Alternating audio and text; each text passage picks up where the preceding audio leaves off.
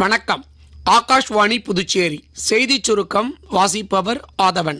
பிரதமர் திரு நரேந்திர மோடி நேற்று ஆஸ்திரேலிய பிரதமர் திரு ஆண்டனி அல்பனீஸை தொடர்பு கொண்டு இரண்டாவது முறையாக பிரதமர் பதவிக்கு தேர்ந்தெடுக்கப்பட்டதற்கு வாழ்த்து தெரிவித்தார். இரு நாடுகளுக்கும் இடையிலான விரிவான கூட்டாண்மை உறவுகளை மேலும் வலுப்படுத்திக் கொள்ள இரு தலைவர்களும் உறுதிப்பாடு வெளியிட்டனர். பிராந்திய பிரச்சனைகள் மற்றும் பரஸ்பர அக்கறை உள்ள சர்வதேச பிரச்சனைகள் குறித்து கருத்துக்கள் பரிமாறிக்கொள்ளப்பட்டன.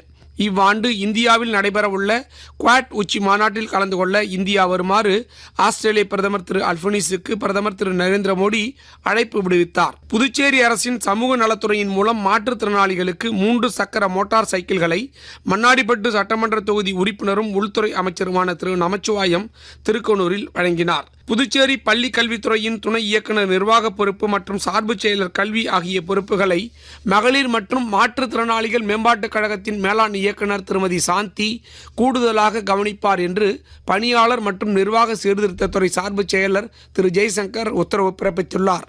புதுச்சேரி சென்டாக் கன்வீனர் பதவிக்கு நேர்மையானவரை நியமிக்க வேண்டும் என்று புதுச்சேரி மாநில மாணவர் மற்றும் பெற்றோர் நலச்சங்க தலைவர் திரு பாலசுப்ரமணியன், துணைநிலை ஆளுநர் திரு கைலாஷ்நாதன், முதலமைச்சர் திரு ரங்கசாமி மற்றும் கல்வி அமைச்சர் திரு நமச்சிவாயம் ஆகியோருக்கு அனுப்பியுள்ள மனுவில் கேட்டுக்கொண்டுள்ளார். தென்மேற்கு பருவமழை அந்தமான் கடல் மற்றும் தென்கிழக்கு வங்கக்கடல் பகுதிகளில் வரும் 13ஆம் தேதி வாக்கில் தொடங்கக்கூடும் என சென்னை வானிலை ஆய்வு மையம் தெரிவித்துள்ளது. இத்துடன் இந்த செய்திச் சுருக்கம் நிறைவு பெறுகிறது.